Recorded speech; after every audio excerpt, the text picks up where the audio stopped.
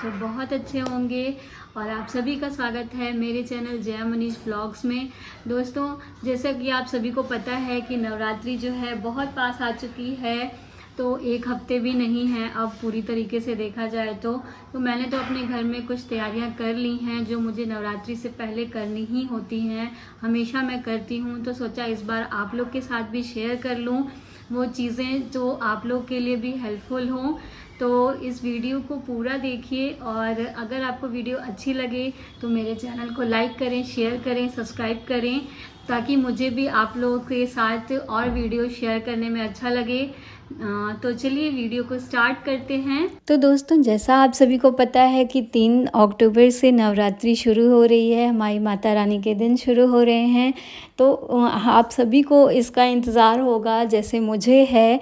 तो बस मैं भी उन्हीं सारी तैयारियों में लगी हुई हूँ कि नवरात्रि शुरू होने से पहले मैं अपने सारे जो भी मुझे ज़रूरी काम है मैं वो कर लूँ। और मुझे लगता है कि नवरात्रि जो है वो सबसे बड़ा फेस्टिवल है जो पूरे 9 दिन तक चलता है। तो इसकी तैयारी हम एक दिन में तो नहीं कर सकते हैं, इसके लिए हमें बहुत पहले से तैयारियां शुरू करनी पड़ती हैं। बहुत से काम होते हैं जिनको हमें धीरे धीरे निपटा लेने चाहिए।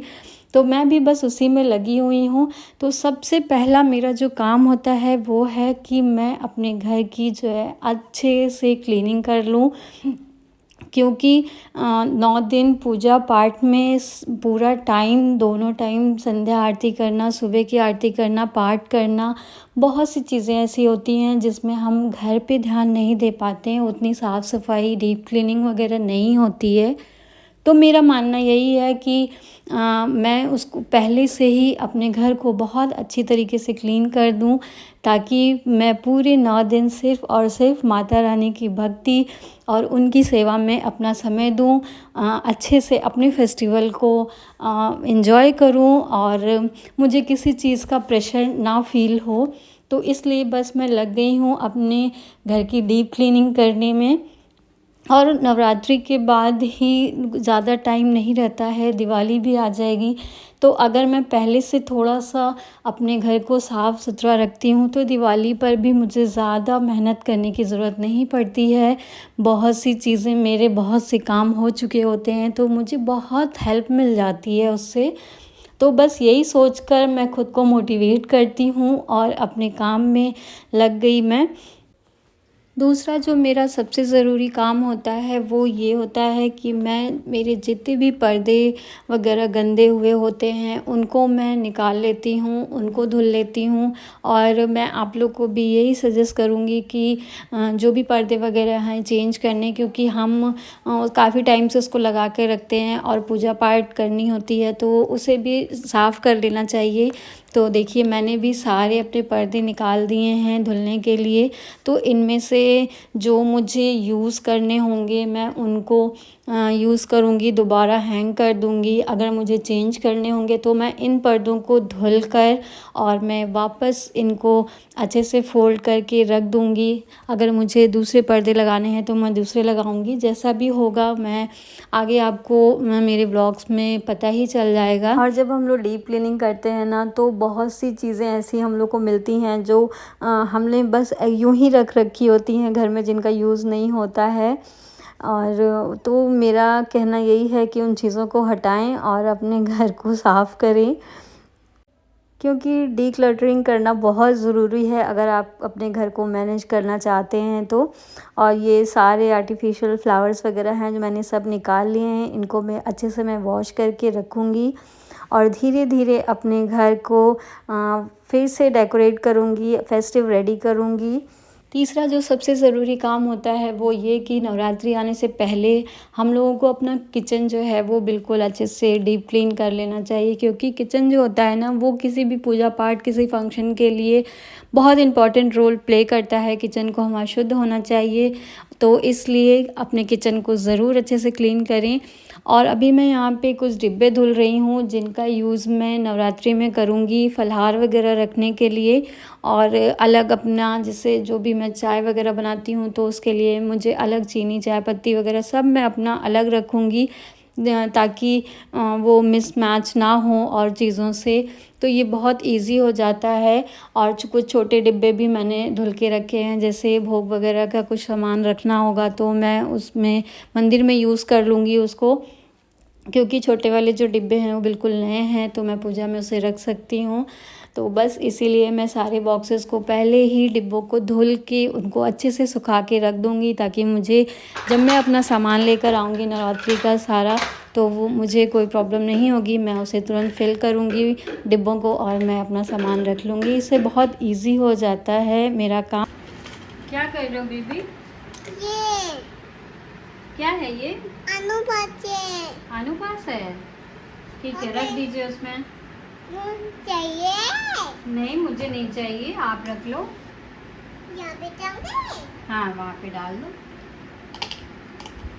बच्चों के साथ सारी चीज़ें मैनेज करना कितना मुश्किल हो जाता है। कभी कभी मैं बहुत परेशान हो जाती हूँ कि कैसे अपना काम करूँ, बट फिर भी मैं खुद को मोटिवेट करती हूँ और आप लोग के साथ मुझे चीज़ें शेयर करना पसंद है। आप लोग को मेरी वीडियोस पसंद आती हैं, इसलिए मैं चाहती हूँ कि मैं ज़्यादा से ज़्यादा आप लोग के साथ चीज़ें शेयर करूँ। तो अभी मैं अपने कुशन कवर्स वगैरह चेंज कर रही हूँ, और जो मेरे पुराने कवर वगैरह लगे थे, सोफ़ा कवर वगैरह सब मैंने हटा दिए हैं। ये मैंने धुले रखे हुए थे, इनको यूज़ किया है अभी, और जो मेरे पुराने मैंने निकाले उनको मैंने धुलने के लिए डाल दिया है। तो सारी चीज़ें मैं टाइमली अपना काम मेरा जो है ख़त्म कर लूँगी, क्योंकि बच्चे को भी देखना होता है, बहुत सी जिम्मेदारियाँ होती हैं जिनको करने के लिए हमें समय लगता है। और ये सारे मेरी प्लांट्स छोटू छोटू से मैंने सब इनको धुल दिया है, अच्छे से सूखने के लिए रख दिया है। चौथा जो सबसे ज़रूरी काम होता है दोस्तों, वो ये कि आप एक लिस्ट प्रिपेयर कर लें। दुर्गा पूजा में जो भी हमें सामग्री, जो भी सामान चाहिए होता है, उसकी 2 लिस्ट बना लें। मैं हमेशा ऐसा ही करती हूँ, 2 लिस्ट प्रिपेयर कर लेती हूँ। जो सामान मुझे पहले लाके मैं रख सकती हूँ, जो ख़राब होने वाली चीज़ें नहीं होती हैं, उनको मैं पहले लाके अलग लिस्ट में रखती हूँ। और एक लिस्ट बनाती हूँ जिसमें जैसे कि फूल, मिठाई, ये सारी चीज़ें, पान का पत्ता, आम का पल्लो, तोरण, ये सारी चीज़ें जो हमें सेम डे या एक दिन पहले हम शाम को ला के रखते हैं। तो देखिए मेरी लिस्ट प्रिपेयर हो गई है। और ये दूसरी लिस्ट जिसमें ऐसी चीज़ें हम रखते हैं जो कि हमें एक दिन पहले चाहिए होती हैं बस। तो इससे बहुत सी चीज़ें ईज़ी हो जाती हैं जब हम मार्केट निकलते हैं। पाँचवा मेरा जो सबसे ज़रूरी काम होता है, मैं वो आप लोगों के साथ शेयर कर रही हूँ कि मुझे मंडप बनाना होता है माता रानी का। तो आई होप आप सभी लोग अपने घर में बनाते हैं, सजाते हैं माता रानी के भवन को, अपने मंदिर को। तो बस मैंने भी उसके लिए कुछ चीज़ें निकाल के पहले से रख ली हैं। ये मैंने सोचा था इस बार कि मैं कुछ दुपट्टे वगैरह यूज़ करके माता रानी का अच्छा सा मंडप बनाऊंगी। तो बस मैंने वो सारी चीज़ें मैं एक जगह निकाल के पहले ही रख लेती हूँ, ताकि मुझे जिस दिन मुझे उसका काम हो, मुझे चीज़ें ढूंढनी ना पड़ें, अलमारियाँ ना खोलनी पड़ें और वार्डरोब्स में ढूंढना ना पड़े कि कौन सा सामान कहाँ रखा है। तो बस मैं वो सारी चीज़ें रख रही हूँ जो मुझे यूज़ में लगती हैं कि यूज़ आ जाएंगी। और अभी मैंने कुछ भी सोचा नहीं है कि कैसा बनेगा, क्या बनाऊंगी, कैसे सजाऊंगी, कुछ भी नहीं पता है। बस मुझे जो लगा कि ये चीज़ें मैं यूज़ कर सकती हूँ, बस मैंने उनको निकाल के रख लिया है। बाकी मैं अपना मंडप माता रानी का कैसे बनाऊंगी ये आपको आगे व्लॉग्स में दिखेगा ही। और ये मेरे एक लहंगे का दुपट्टा है, बहुत सुंदर है, तो मैंने सोचा कि मैं इसको निकाल लेती हूँ, इसका भी यूज़ करूँगी माता रानी का मंडप बनाने में। और जो वॉशेबल चीज़ें होती हैं मैं उनको अच्छे से वॉश करके रखूँगी, क्योंकि हमेशा साफ़ सुथरी चीज़ों का ही यूज़ करना चाहिए माता रानी के मंडप के लिए। तो आई होप आप लोग को ये वीडियो पसंद आई होगी और हेल्पफुल होगी आप लोग के लिए। ऐसा हो तो प्लीज़ लाइक करें, शेयर करें।